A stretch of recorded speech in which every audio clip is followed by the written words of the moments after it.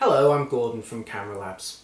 In this video I'm going to show you all around the Fujifilm XT2. This is the camera that replaces the XT1 and becomes the joint flagship in the X series with the X-Pro2. Now I've been shooting a great deal with the XT1 and the X-Pro2, and throughout this video I'm going to tell you all about how the XT2 compares, the upgrades over the original model, what it shares with the X-Pro2 and what's brand new on this model. Here's the XT2, and as you can see it looks a great deal like its predecessor, the XT1. Indeed, superficially you could describe the XT2 as being an XT1 with the upgrades that were first seen on the X-Pro2. It's got the same 24 megapixel APS-C sensor with its broader and denser array of embedded phase detect AF points. It's got an AF joystick, twin memory card slots, and it inherits things like the Acros film simulation, which delivers really nice high contrast black and white images straight out of camera. The XT2 offers a great deal more besides. It becomes the first X series body with a screen that can flip out sideways as well as tilting vertically. It's the first X series body to record 4K video, and even some of those features that it shares with or inherits from the X-Pro2 have been tweaked or enhanced in some way that's more appropriate to the way that the XT2 is going to be used. I'm going to go into all of these in a lot more detail throughout this review, but I'm going to start with the headline feature, the sensor.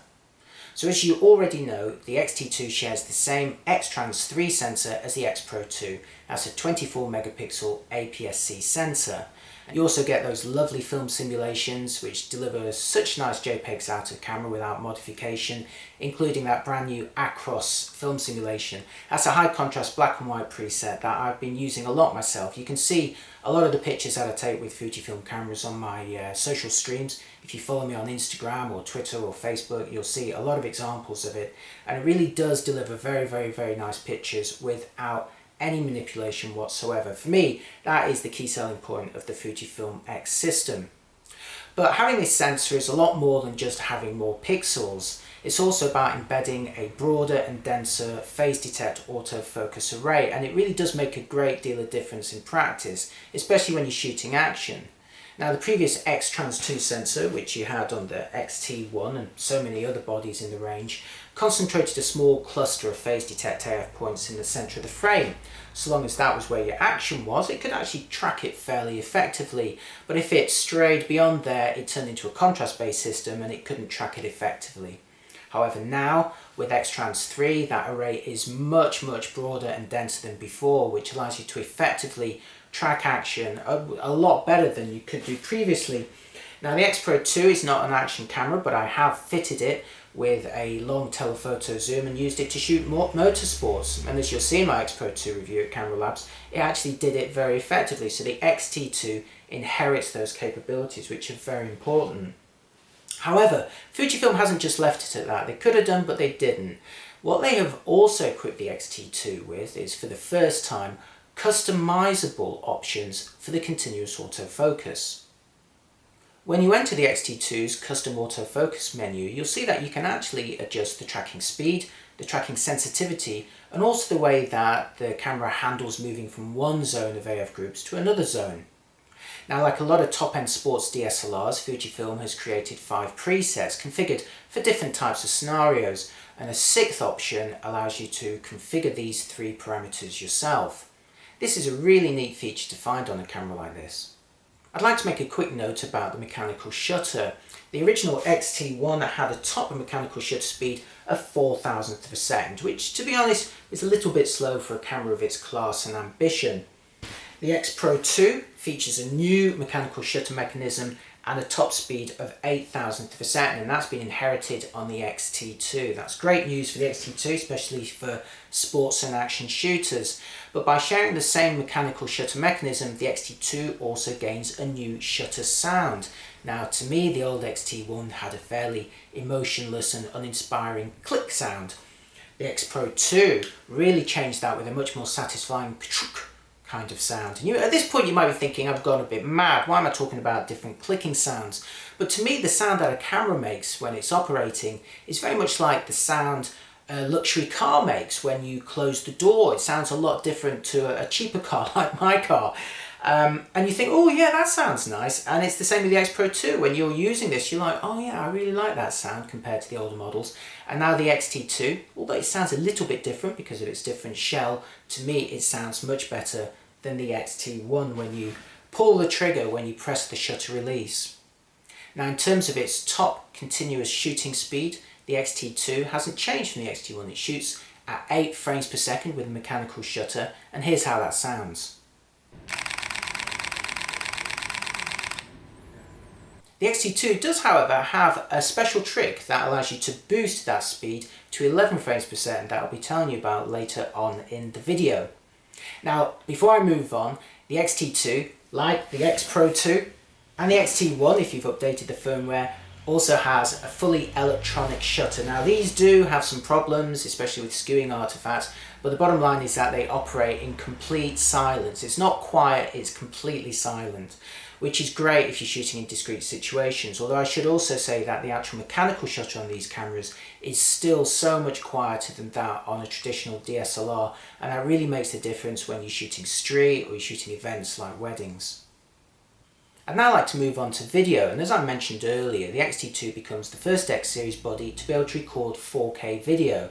Now you may well be thinking, wait a minute, the X-Pro2 has the same sensor and probably the same image processor, and indeed I believe this camera technically could be capable of filming 4K video, but Fujifilm didn't implement it, I think because they didn't feel it was appropriate or of interest to the kind of people who would be buying the X-Pro2, so they left it out. Maybe there were also some thermal considerations, I don't know, but the important thing is that the XT2 has it, and it can film 4K UHD at 24p, 25p and 30p, all at 100 megabits per second, and it films 4K with a 1.17 times crop, so that is a small reduction in the field of view. The maximum recording time in 4K, if you're just using the body alone, is 10 minutes, although fit the optional battery grip, which I'm going to be talking about in a minute, and you can extend that to 30 minutes, or that's rather a second shy of half an hour. Now I've mentioned earlier that one of the joys of the X system is being able to take photos with all those lovely film simulations. It means, for me personally, there's no need to do any additional post-processing outside the camera. And Fujifilm has taken that idea and run with it in terms of video, and you can also apply any of the film simulations, whether you want the vibrant Velvia preset or that lovely high contrast Acros black and white. You can now apply all of those to video.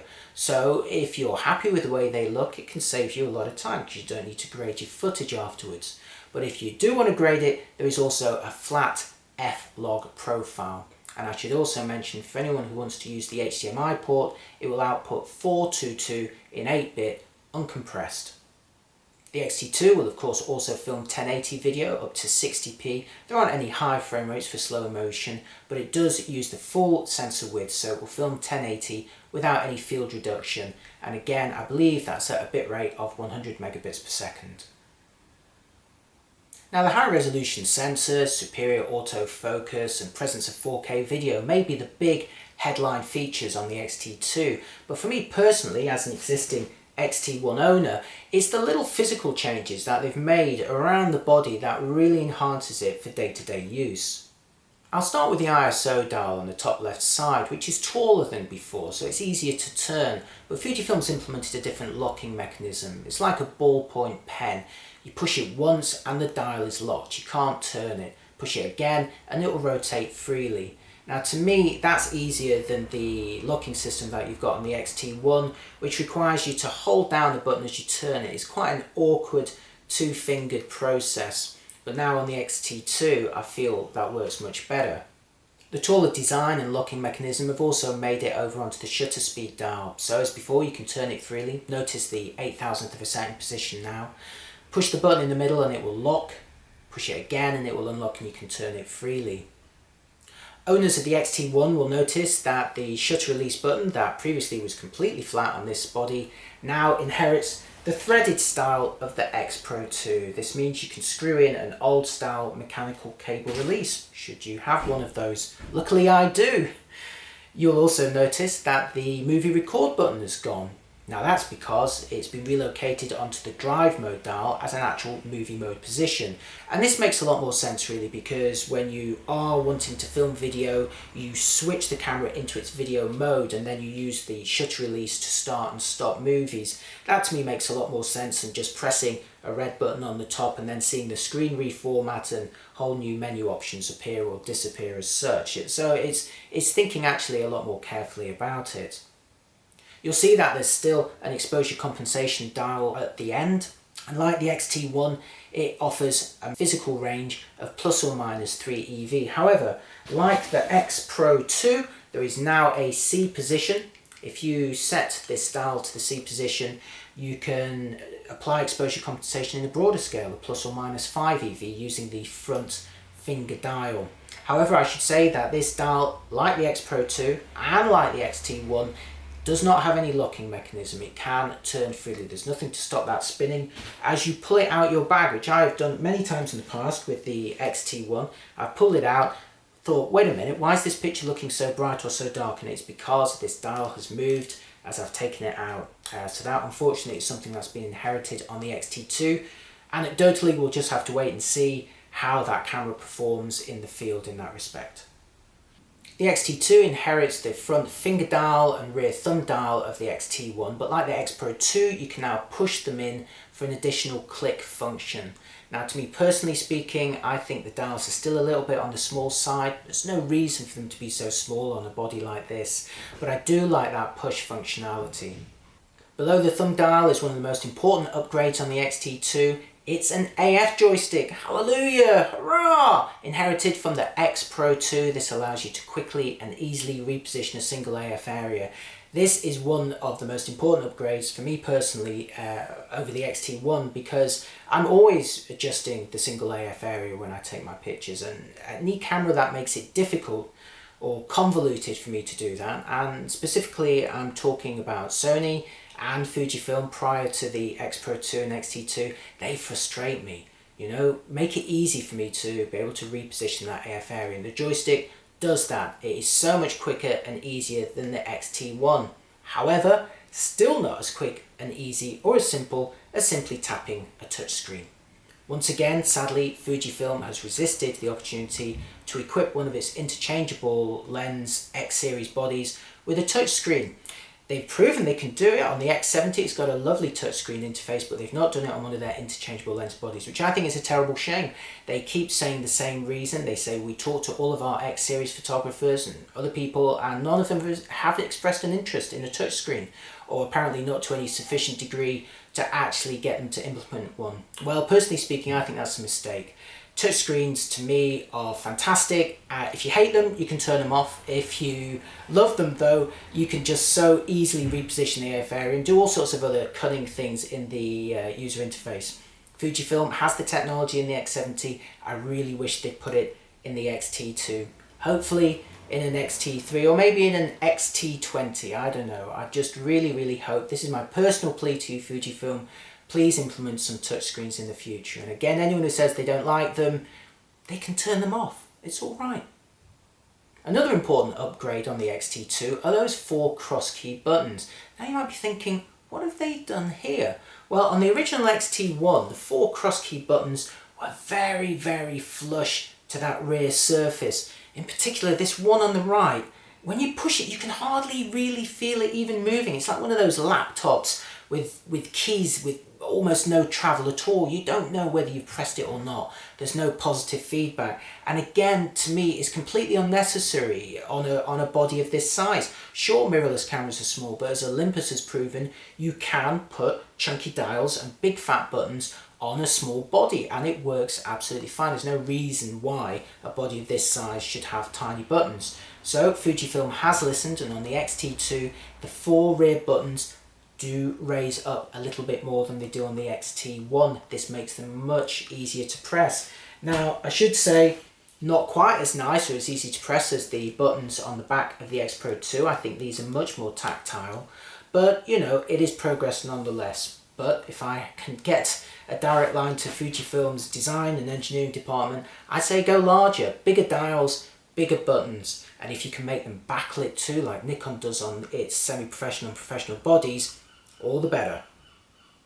Now the XT2 screen may not be touch sensitive, but it can do a trick that's not available on any other X series body. Now at first when you get the XT2 you might think, well, it looks pretty much the same as before. You can angle the screen vertically up by about 90 degrees or down by about 45 degrees, and this of course helps you compose at high and low angles when you're framing in the landscape or horizontal wide orientation. Where things differ though is when you're shooting in the portrait orientation. With the XT1 here, if I angle the screen out so that when I'm shooting low down I can look down at the screen, that works fine. But if I'm taking a picture with the camera on its side in the portrait orientation, well, that screen angle doesn't help me at all. Maybe if I'm shooting around a corner, but if I've got this at a low angle, I'm going to be lying on the ground and getting dirty and uncomfortable and cursing Fujifilm and anyone else who implements only vertically tilting screens, saying, why didn't you make it fully articulated? Now with the XT2, Fujifilm's done something a little bit different. You'll notice on the side, the left side of the screen, there is a lever. Push this up and you can now angle the screen out sideways. It's hinged on the right hand side. You'll see it opens out to about 45 degrees, and if I turn the camera into a portrait orientation, you'll see immediately how much easier that's going to be when it's at a low angle. And of course, if you hold the camera like this at a high angle, when you're shooting above crowds for example, that screen angling out will also help you compose more easily there. Now I wish it flipped out to 90 degrees, that would have been even better, but I mustn't complain too much because this is significant progress, especially for me since I shoot mostly in the portrait orientation. Now when I first saw this mechanism I was a little bit disappointed because I thought, well, why didn't they just put a hinge on the side and have a fully articulated screen? If they did that, they could flip it forwards to face the subject, which would allow you to take self-portraits or film pieces to camera like I'm doing now. You could flip it back on itself for protection, and you could pretty much flip it into any angle you wanted. You could articulate it in any possible way. And you think, what are the downsides to that? Well, let me tell you the benefits of the way Fujifilm's done it.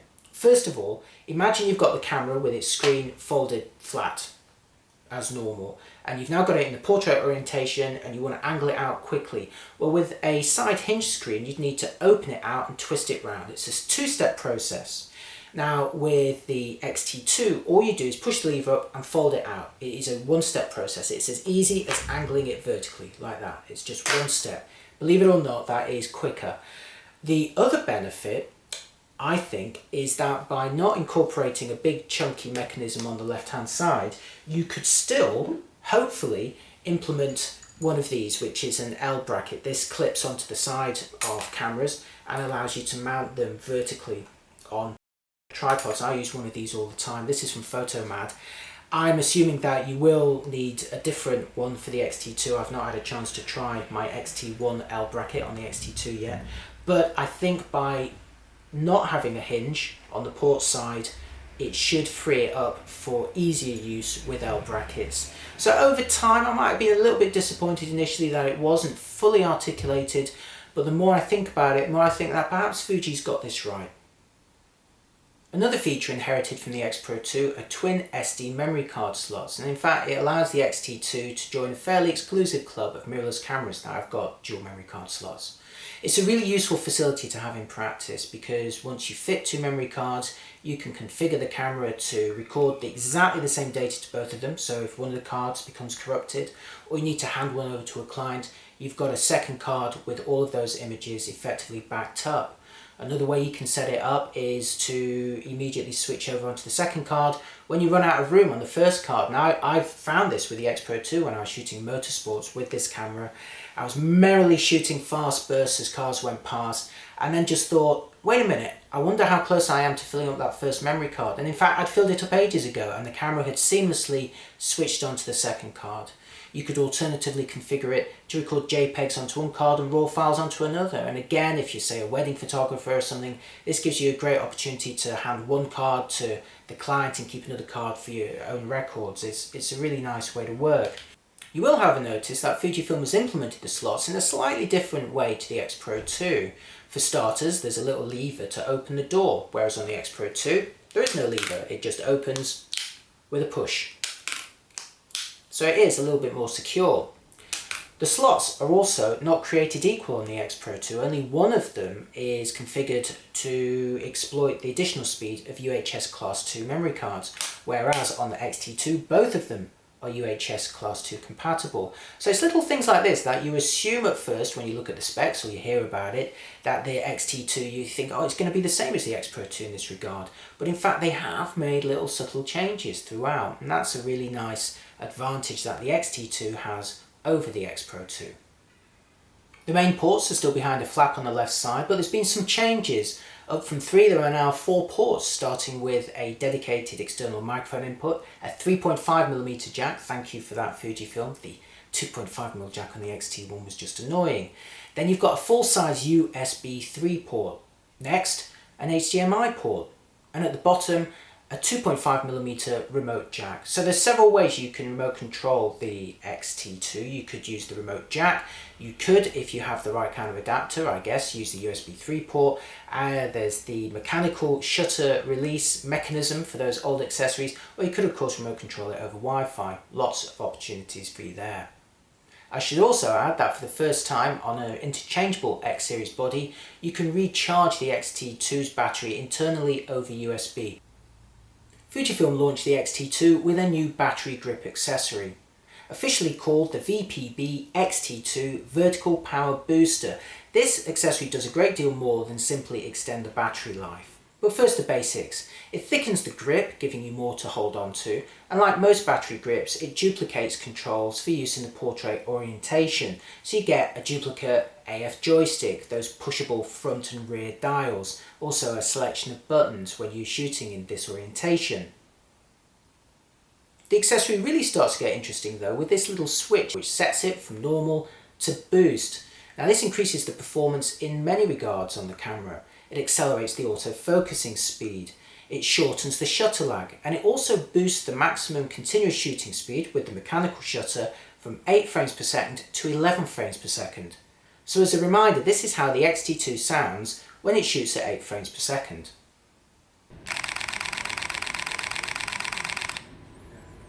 And now here's how it sounds when it's shooting in its performance boost mode with the grip at 11 frames per second.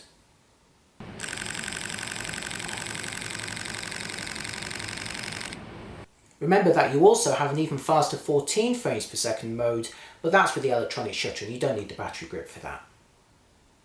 As you unlock a door on the left hand side, you'll be able to pull out a tray that contains 2 additional batteries. Now many battery grips have got a stalk that actually occupies the battery compartment in the camera itself, or some of them ignore the battery in the camera itself. Not so here.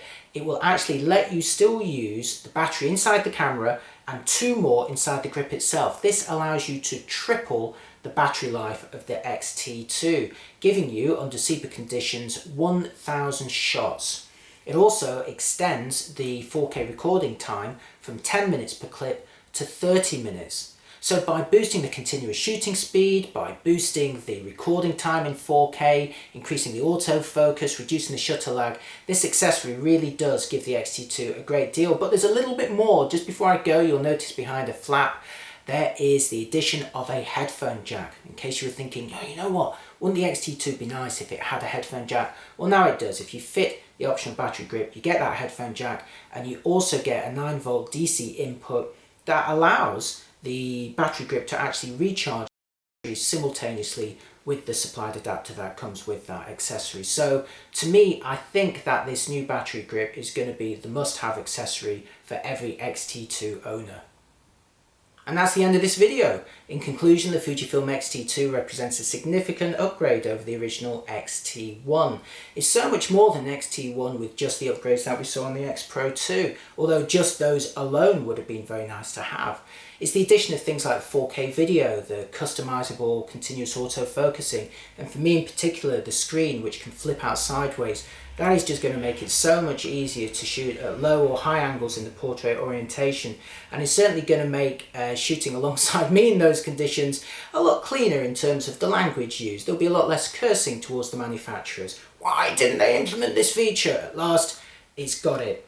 Now, of course, the camera isn't perfect. It doesn't have a touchscreen. You've heard me already moan about that. Strangely, it inherits the 3-frame auto exposure bracketing of earlier models. Doesn't bother me personally. I don't do bracketing. But for those who do, they'll go, oh, if only it even had 5, let alone 7 or 9 AEB. It seems out of tune compared to the competition, and something that could, I would have thought, be implemented so easily with a firmware update. But anyway, there you go, fingers crossed. Some of you, if you come from, say, Olympus or Panasonic, may be wondering why there is still no built-in image stabilization that shifts the sensor. Well, as far as I understand it, that is all down to the way that Fujifilm defines its imaging circle on its lenses. All lenses produce a circle within which the image quality is to a certain standard, and you design that circle to fit around the edges of your sensor. Now, of course, if you have a sensor that then moves to provide stabilization, it's going to stray beyond that circle. It's going to reduce the quality in the corners. The way around that is to either implement a larger imaging circle, or not care about the quality in the corners, or find some other means to implement stabilization. But the fact is the XT2 does not have built-in image stabilization, and that to me does reduce its usefulness as a general purpose camera, because I like to shoot with the prime lenses like the 56mm 1.2 here, and unfortunately most of Fujifilm's prime lenses are not optically stabilized, so that's something that you have to weigh up. I wish it had it. It doesn't have it. It probably won't have it in the future because of the design of that imaging circle. But otherwise, I'm really very satisfied with the XT2 and what Fujifilm has done. Now, if you're watching this video early on in its lifespan, you'll want to see what the image quality is like. For that, I can tell you, head straight over to my X-Pro2 review at cameralabs.com. I've got loads of sample images so you can see straight away what the image quality is like from this new sensor with a variety of lenses, also what that Acros film simulation gives you in terms of high contrast black and white. As time goes on, I will get hold of an XT2, I will test it, I'll compare it to other models and begin to update the page that you will find for the XT2 at cameralabs.com. You'll see movie samples, you'll see image samples, comparisons, and eventually my full review. So this video is just the start of my reviewing process, and I hope that you found it useful. As always, if you do find my work useful, it is all powered by coffee, so if you go to cameralabs.com, you can treat me to a coffee. It's really very much appreciated. It keeps me going, keeps the lights on, and you know, after all, if you do want to settle down to a review of the length that I write, you do need a drink, don't you? And if you like my personal work, if you want to see Fujifilm in practice along with the other systems that I shoot with, then follow me on Instagram or Twitter. I'm at cameralabs, or you can follow Gordon Lang on Facebook, Google Plus, or Ello. I post lots of images using all of these cameras for my travels. So if you're interested in seeing how they perform in practice, check it out. Thanks for watching this video. As always, subscribe if you want to see some more. Tell me in the comments what you think of this format, and I will see you next time. Bye.